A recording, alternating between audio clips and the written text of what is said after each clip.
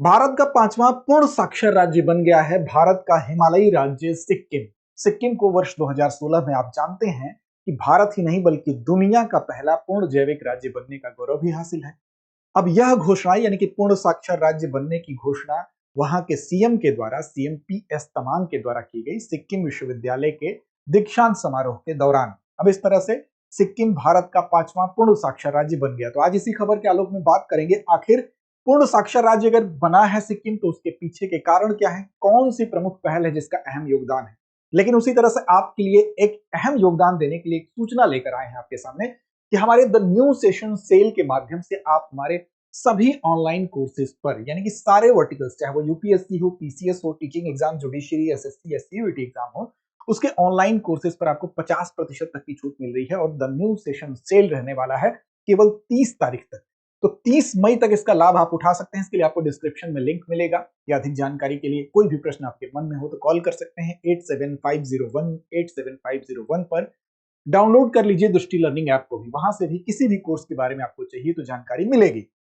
चलिए आगे बढ़ते हैं और बात करते हैं खबर की। तो खबर यही कि सिक्किम को आधिकारिक रूप से पूर्ण साक्षर राज्य यानी कि फुली लिटरेट स्टेट घोषित कर दिया गया है। पीएम, वहां के जो सीएम है पी.एस. तमांग, उन्होंने ये घोषणा सिक्किम विश्वविद्यालय के दीक्षांत समारोह, जो कि 7वां दीक्षांत समारोह था, उसी के दौरान गैंगटोक में की। अब देखिए, ये घोषणा होने का मतलब ये है कि यहाँ पर साक्षरता की दर कितनी हो गई होगी, किस लेवल को क्रॉस करने के बाद कोई भी राज्य पूर्ण साक्षर होता है, साथ साथ पूर्ण साक्षर बनने में कौन से पहल का योगदान रहा। तो इन सवालों के जवाब आपको आगे वीडियो में मिलने वाले हैं। तो देखिए, यहाँ पर सिक्किम की साक्षरता सबसे पहले ये देखेंगे कि हो कितनी गई है। तो 99.8 यानी कि लगभग आप देखेंगे तो 8.2% है।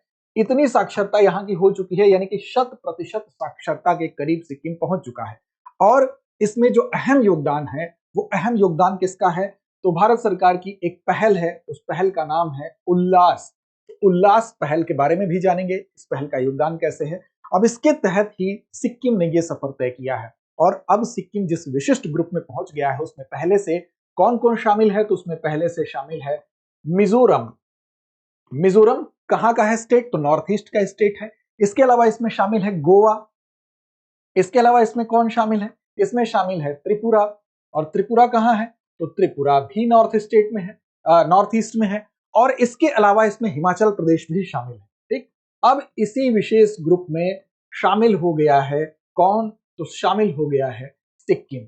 लेकिन अब सवाल उठता है कि भारत का ये पांचवा राज्य है, लेकिन अगर आपसे ये सवाल पूछा जाए कि ये नॉर्थ ईस्ट का कौन सा राज्य है, तो नॉर्थ ईस्ट का ये तीसरा राज्य हो गया, क्योंकि मिजोरम और त्रिपुरा पहले से इस लिस्ट में नॉर्थ ईस्ट के दो राज्य हैं जो कि शामिल थे। तो नॉर्थ ईस्ट का तीसरा और भारत का पांचवा पूर्ण साक्षर राज्य बन गया है सिक्किम, जो कि 99.82% यहाँ की जो वयस्क साक्षरता होती है वो इसने हासिल कर लिया है। अब बात करेंगे कि कैसे बना पूर्ण साक्षर राज्य, उस पर भी चर्चा करते हैं। तो देखिए, कैसे बना पूर्ण साक्षर राज्य को ये जानना आप पहले जरूरी है कि साक्षर राज्य बनने के लिए क्राइटेरिया क्या होता है।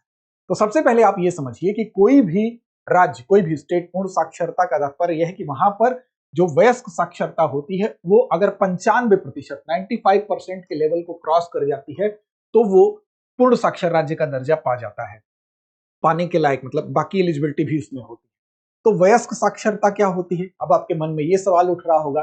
तो जैसा कि आप जानते हैं कि 6 वर्ष से लेकर 14 वर्ष की आयु तक के बच्चों को जो शिक्षा दी जाती है उसको बाल शिक्षा के अंतर्गत रखा जाता है। किसके अंतर्गत रखा जाता है? बाल शिक्षा के अंतर्गत। और इसके बाद 15 वर्ष या उससे ऊपर के जो हम कह लें, जो जिन लोगों को कैटेगरी जो रखी जाती है उसको हम वयस्क शिक्षा के अंतर्गत मानते हैं। तो जब भी यहाँ वयस्क शिक्षा की बात की जाएगी तो आप समझिएगा कि 15 साल या उससे ऊपर की बात की जा रही है। अगर आप देखेंगे तो यूनेस्को में भी, यानी कि जो अंतरराष्ट्रीय मानक है, वो भी बाल शिक्षा और वयस्क शिक्षा का मानक यही है, यानी कि 6 से 14 वर्ष तक कहा जाता है बाल शिक्षा और उसके ऊपर 15 साल से उसके ऊपर वयस्क शिक्षा। अब इसमें क्या क्या मानदंड होना चाहिए? तो मानदंड ये होना चाहिए कि पहला तो यह है कि यानी कि 15 वर्ष या उससे ऊपर के जो भी शिक्षा लेने वाले निरक्षर लोग हैं उनको बुनियादी शिक्षा दी जाए। बुनियादी शिक्षा का मतलब क्या हुआ? बुनियादी शिक्षा का मतलब हुआ कि वो पढ़ना जानते हो, वो लिखना जानते हो, ठीक, और समझ लेते हो। किसी भी भाषा का कोई माध्यम नहीं है, तो किसी भी भाषा में पढ़ना लिखना और समझना जानते हो तो उसको बुनियादी शिक्षा में हम रखेंगे।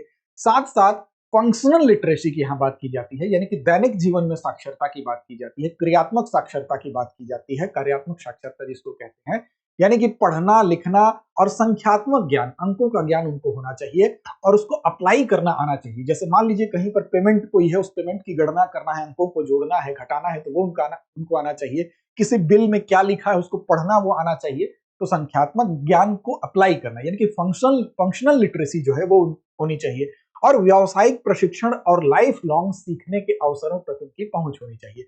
अगर ये सारी चीजों तक 15 साल और उससे ऊपर के जो निरक्षर लोग हैं वो इस मानदंड को पूरा करते हैं, 95% का आंकड़ा पार कर जाता है कोई राज्य, तो वो पूर्ण रूप से साक्षर राज्य कहलाने लगता है। अब इसमें जिस बात का सबसे ज्यादा यहाँ पर उल्लेख हो रहा है वो केंद्र सरकार की एक पहल की बात हो रही है। कौन सी पहल की बात हो रही है? तो उल्लास पहल की बात हो रही है, जिसको कि understanding life long learning for all in society, इसका फुल फॉर्म है उल्लास का। उल्लास पहल को NILP के नाम से भी जानते हैं, यानी कि NILP इसका फुल फॉर्म क्या है? तो NILP आप जान लीजिएगा कि ये बेसिकली क्या है, तो न्यू इंडिया लिटरेसी प्रोग्राम भी इसको कहा जाता है और इसका योगदान काफी है। तो आइए एक नजर इस पर भी डालते हैं कि NILP क्या है। अब उल्लास पहल जिसको NILP भी कहा जाता है, यानी कि न्यू इंडिया लिटरेसी प्रोग्राम भी कहा जाता है, बेसिकली अगर इसको आप देखें तो understanding life long learning for all in society इसका फुल फॉर्म है। इसी को शॉर्ट फॉर्म में क्या कहा जा रहा है?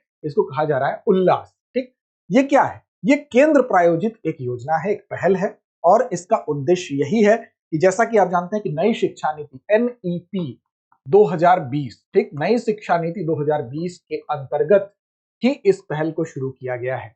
यानी कि NEP 2020 की जो सिफारिशें थी उन सिफारिशों को लागू करना इसका उद्देश्य है। और इसमें इसको शुरू करने की अगर बात करें तो वर्ष 2022 में इसकी शुरुआत हुई है उल्लास पहल की और 2027 तक इसका टारगेट रखा गया है। इसमें कुछ उद्देश्य तय किए गए हैं। क्या क्या उद्देश्य तय किए गए हैं? तो 2022 में 2020 की NEP की सिफारिशों को के आधार पर इसकी शुरुआत हुई और 15 वर्ष या उससे ज्यादा के यानी कि जो निरक्षर हैं, वयस्क जो निरक्षर हैं, उनको साक्षर बनाना इनका उद्देश्य है। और औपचारिक शिक्षा जो स्कूली शिक्षा प्राप्त नहीं कर पाए उनको साक्षर बनाना इसका लक्ष्य है। यानी कि मूलभूत साक्षरता यानी कि पढ़ना लिखना और अंकगणितीय संख्यात्मक कौशल उनके अंदर आ जाए, साथ साथ महत्वपूर्ण जीवन कौशल वो सीख जाए, जैसे कि फाइनेंस जो वित्तीय ज्ञान उनको हो जाए, डिजिटल साक्षरता उनके पास हो जाए, कानूनी साक्षरता उनके पास हो जाए, यानी कि कानूनों का जो बेसिक ज्ञान है, पर्यावरणीय साक्षरता हो जाए कि इन्वायरमेंट को साफ रखना चाहिए, गंदा नहीं करना चाहिए। तो ये इसको कहते हैं महत्वपूर्ण जीवन कौशल। अब इसमें ये अगर चीज होती है, यही इसका उद्देश्य तय किया गया है। और ये सारी चीज आपको कहां मिलती है? तो ये सारी चीज मिलती है आपको जो NEP है 2020 की, यानी कि नई राष्ट्रीय शिक्षा नीति जो है 2020 की, उसके प्राथमिक घटक भी अगर आप देखेंगे तो यही सारी चीजें हैं, जिसमें कि बुनियादी साक्षरता और संख्यात्मक ज्ञान की बात की जाती है, जिसमें कि जीवन के लिए आवश्यक कौशल की बात की जाती है, जिसमें कि व्यावसायिक कौशल की बात की जाती है, जिसमें कि सतत शिक्षा की बात की जाती है। तो ये सारा जो लक्ष्य तय किया गया है उल्लास मिशन के अंतर्गत, वो क्या है? NEP में जो जो सिफारिशें हैं उसी सिफारिशों को इंप्लीमेंट करने के लिए यहाँ पर वो लक्ष्य रखा गया है। यहाँ पर अब आप एक चीज और जान जाइए कि यहाँ पर इसका जो टैग लाइन है वो आपसे पूछा जा सकता है, तो इसका टैग लाइन क्या है? जन जन साक्षर इसका टैग लाइन है। तो याद रखेंगे, जन जन साक्षर इसका टैग लाइन है। और 2022 से 27 तक 5 करोड़ ऐसे शिक्षार्थी यानी कि वयस्क जो हैं, निरक्षर है, यानी कि 15 वर्ष से ऊपर वाले, उनको शिक्षित करना इसका लक्ष्य है। और वार्षिक लक्ष्य है कि हर साल कम से कम 1 करोड़ लोग ऐसे लोगों तक पहुंच सुनिश्चित की जाए।